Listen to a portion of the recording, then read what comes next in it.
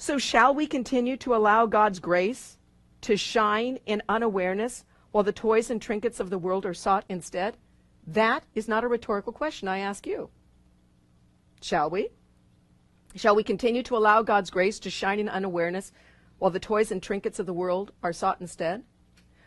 What have you chosen over God's grace? What have we chosen?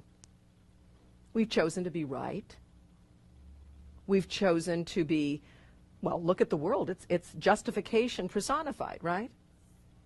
How about in your own life? You know where you compromise love.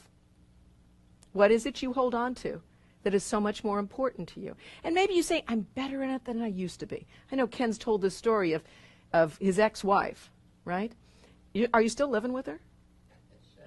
I think this is so funny. I love this story. Ken married this woman, asked the father for this woman's hand in marriage, and things didn't work out. Got married. Were married for quite a few years, right? Things didn't work out great. Finally went back, and you guys ended up through circumstances, and this happens a lot to people. You maybe get divorced, but then you're back living with the person again for circumstances, you know, whether it's economics. It's a way of punishing yourself. We know that too. But, you know, just for economics, but it's an interesting experience how we come back into this and you find a real gift, a real blessing here. And I know this has been challenging for you over the many years that at least a decade, I think. It's been a couple of decades, hasn't it, that you've been living in her? I think so. Yeah, but I mean, I just think that that's such an interesting experience that you're back in that experience again, but now in a new way, right?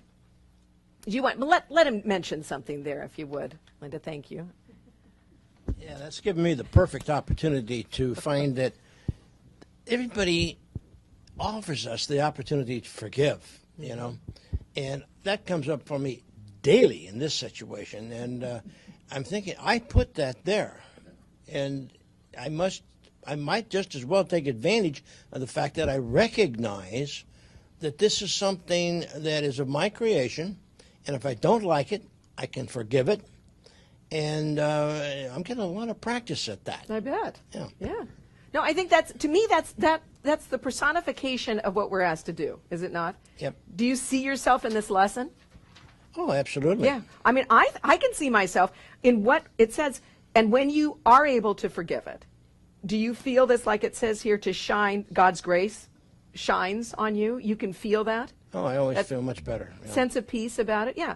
And it may be that we think, when you don't do it, what do you think causes you not to do it? What causes you to do this? Shall we allow God's grace to shine in unawareness while the toys and trinkets of the world are sought instead? What do you seek instead of that grace? When that happens, I'm hanging on to some kind of guilt or fear. Okay.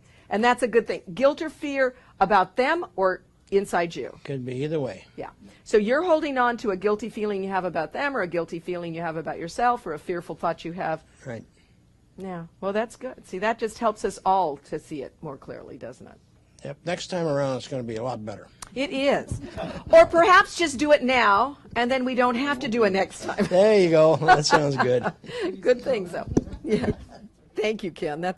Thank you for being a little target there for you. Guinea pig for me. Yeah.